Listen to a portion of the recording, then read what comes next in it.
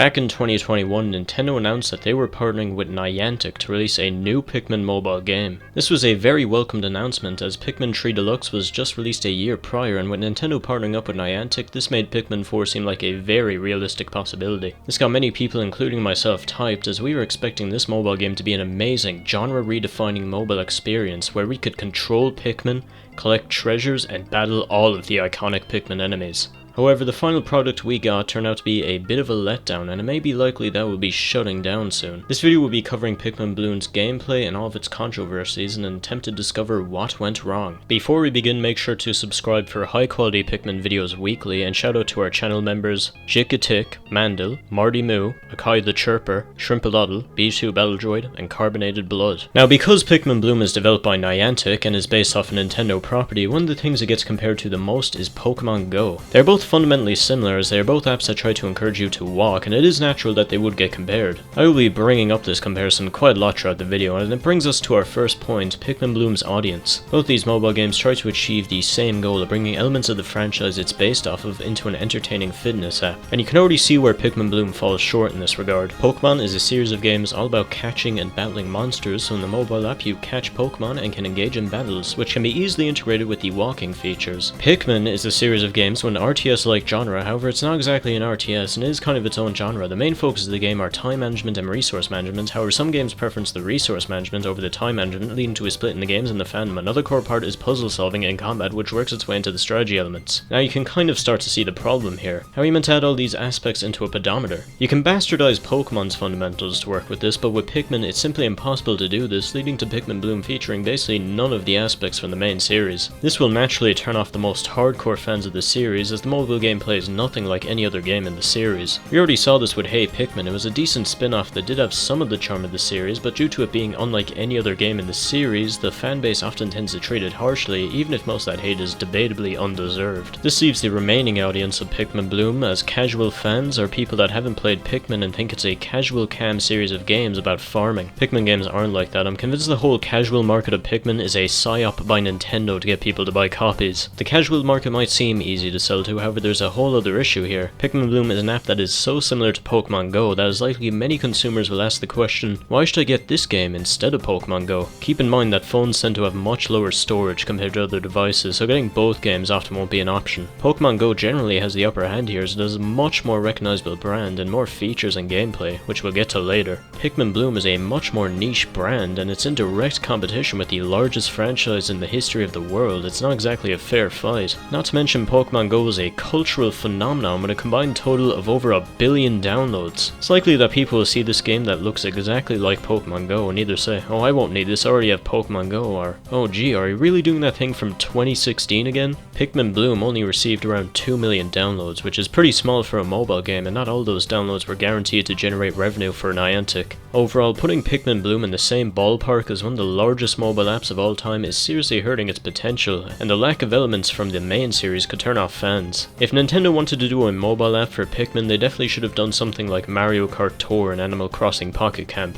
which were made to be just like their respective games, not a pedometer. I mean, the Mario Kart app definitely could not have been a pedometer, but you do get the point. You can't catch lightning in a bottle twice. Now that we have covered the structural flaws of Pikmin Bloom, we can move on to the game itself. First things first, the game isn't bad. You're not going to be going into a fit of rage by how dumbfoundingly horrendous this is. It's an alright game. It is just a pedometer, but it's a pedometer with pizzazz. It's an inoffensive app and a fun distraction sometimes, however just because it's bad doesn't mean it couldn't have been better. The main gameplay loop is walking and occasionally feeding your Pikmin nectar, and at the end of the day, the Pikmin will burrow through your phone gallery to show you a picture that you took today. The main problem is this system isn't very good at helping you plan out or take longer walks. Pokemon Go encourages you to go to new places with Pokestops and gyms. There is also much more engagement in the app, as you have to stop to catch Pokemon and engage in gym battles. Pikmin Bloom doesn't have nearly as many location-specific goals, and the app only just really tracks your steps. The app also tracks your steps even if it isn't open, so when I played Pikmin Bloom, whenever I went on a walk, I wouldn't even bother opening opening up the app. I just wait until I got home to collect any goodies I got. This makes it a relatively forgettable experience and honestly feels like more of a fitness tracker than a game. Fitness trackers are probably better as they provide you with more accurate exercise information and take up less storage on your phone. There is a counter argument to be made that Pikmin Bloom making you spend less time on your phone is a good thing, and it does encourage the fitness scene in the game as you aren't constantly checking your phone like a drone so you don't miss out on a roggenrola, and that is a fair point. One of the things that made Pokemon Go appealing was the collection aspect. You gotta catch them all. There's over 1200 types of Pokemon in existence, they just haven't all been chronicled yet. Pikmin Bloom tries to achieve this in many ways, but they're all pretty lame, and there would have been an easy way to add some of the appeal from Pokemon Go over to Pikmin Bloom. The main collectibles are decor Pikmin. You can collect variants of Pikmin wearing things like an airplane toy, letters, and a bunch of other stuff. They are kind of cute, but they do get old fast. If you want to get them all, this does kind of help solve the walking issue, as you have to go to specific places like cafes and stuff, but there's issues like some of these places being so out of reach most people aren't even going to bother. Basically, nobody lives close enough to an airport or theme park to really get all 16 variants from those two, and where exactly am I meant to find a shrine? The game has other collectible objects such as big flowers. They act similar to Pokestops, and if you walk around them, they bloom, and you get the mild satisfaction of seeing a different type of flower which isn't logged anywhere. They update the game monthly to add new flowers, but like nobody's hyping up geraniums being added. You get one to do nectar from these stops, which is barely any, and if you bloom it you get a fruit. What do fruits give you? More nectar.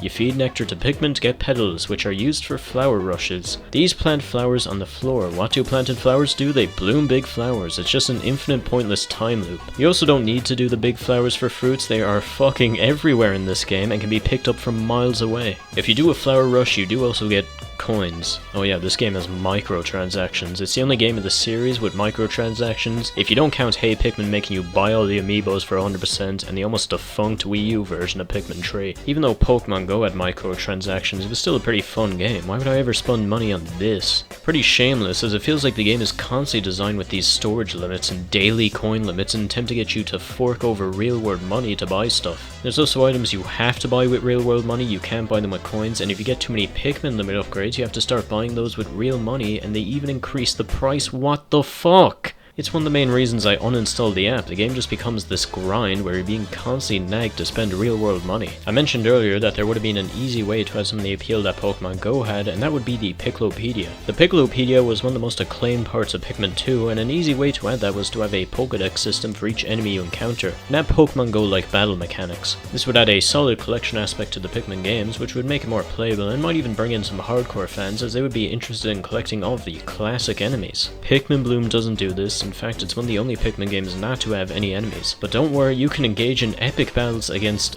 mushrooms.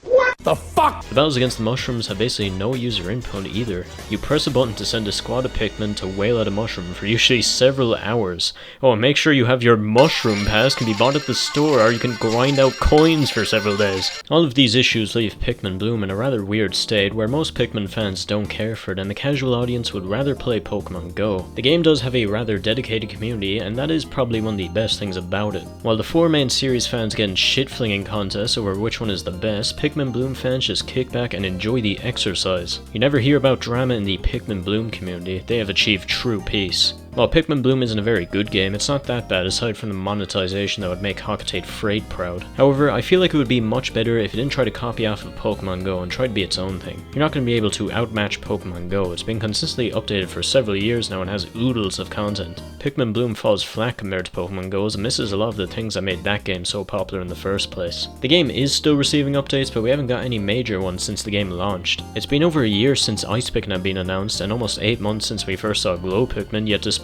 constant fan demands, we haven't heard anything about them being added into Pikmin Bloom. The game is still receiving updates, but they are mostly bug fixes and adding new types of flowers into the game. If you don't get any info about the new types of Pikmin being added, it's safe to say that Nintendo is probably considering pulling the plug. If you agree or disagree with my opinion in this video, make sure to leave a comment and let me know what you think about Pikmin Bloom. If you enjoyed this video, make sure to subscribe, or they'll add microtransactions to Pikmin 4.